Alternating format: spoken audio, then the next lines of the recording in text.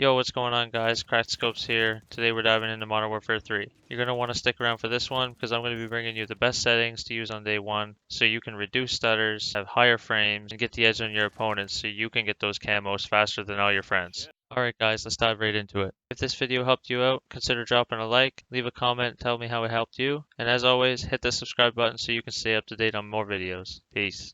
To start, you're going to go over to the settings tab. You're going to scroll down to graphics. On the first tab, nothing really important here. You're just going to want to make sure that you are on full screen exclusive, as this is going to optimize your game to have the highest frame rate possible. Make sure you have the right monitor if you have more than one. Display adapter, this stuff should all be on auto. If not, you can change it to what your preference is, preferably highest screen refresh rate. You're going to scroll down here. You're going to want custom frame rate limit. Now, you're going to want to set this to custom. Open up show more. Now you're going to want to usually set this to what your monitor is. Mine's at 144. I set it at 300. It's not a big deal. The gameplay custom frame rate limit isn't going to really change much. Now the menu custom frame rate limit, you're going to want to keep a little bit lower so you're not running your machine at full blast all the time. Same thing goes with the out of focus limit. I usually just set this at 30, so when I tab out, I know that everything gets a chance to breathe. The display gamma, you're going to want this at 2.2 if you are using a monitor, 2.4 if you're using a TV. Brightness, personally, 52 is perfect.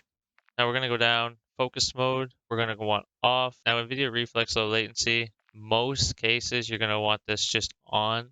I know my CPU struggles a little bit, so I set this on plus boost. HDR, unless you're running a crazy good machine, you're going to want this off. All right, let's move over to the quality tab. To start, you're going to want to make sure your render resolution is on 100. If it's not and you can't adjust this, usually you're going to want to go to the upscaling and sharpening tab. You're going to want to scroll down to Fidelity X Cast, and that's what you're going to want to use in most cases. And then you're going to hit show more. Cast strength, personally, I like to use 70. Now after that's changed, if this is open and it's not at 100, let's set that to 100. Dynamic resolution is going to be off. Now this VRAM scale target here can cause some stuttering. So we want to try to lower this. For most cases, 60 is going to be safe.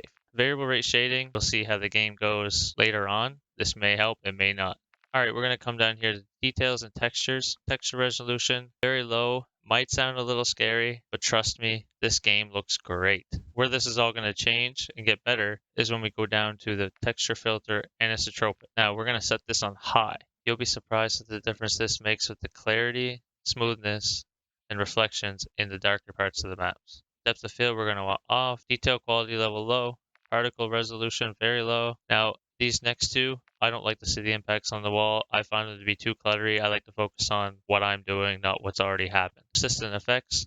Persistent effects are kind of the same thing. When a grenade goes off or an explosion, do you want all that extra clutter in that area of the map? Completely up to you. I'd rather prioritize being able to see the enemy. Now moving down to shader quality, we're going to want to set this to low.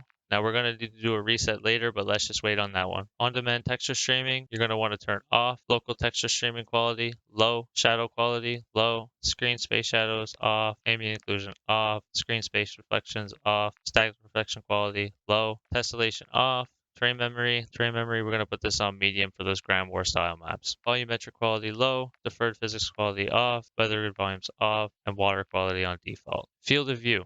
Now, in most cases, we're going to want this at 120 for Warzone content creation to feel like you're moving faster. And most of you are going to want to have this at 120. Now, for those of you who are grinding camos and want to get the most aim assist, visibility, headshots, those kind of things, you're going to want to come down to about 106 FOV. This is going to zoom your screen in enough that you can see long ranges, but still be able to feel like you're moving at a decent speed. We're not still stuck in the console area here. ADS field of view, you're going to want affected. Weapon field of view, wide. Vehicle field of view, wide. If this is on default, your gun's going to take up most of your screen, and it's going to make the game feel slower, more clunky, just all around like Modern Warfare 2 always did. Now, some other really important settings that I see a lot of you running, but world motion blur has to be off. Weapon motion blur has to be off. Both of these settings. Let's turn this off, increase your visibility, see more enemies, and get those shots off faster and win more fights. Film frame, we're going to want a 0. First person camera movement, a lot of you run this at default. This is why your screen moves so much when you're running, jumping, flying, throwing grenades, or shooting. Bring this down to 50, and I guarantee you a lot of your visual recoil, first-person camera movement will disappear, and you will be able to play way better. Inverted flashbang. Personally, I'm just used to the normal flashbang. It doesn't bother me. That's just what I stick to. All right, so once all that's done, let's just make sure that this has been changed. You went over to shader quality. The shader quality is on low because this is going to impact your game big time. Then we're going to go over to display. This is your final step. You're going to restart shaders preloading. It's going to ask you delete shader cache and restart preloading. This action would only take effect after a restart of the game. This is very important. So then you're going to hit restart.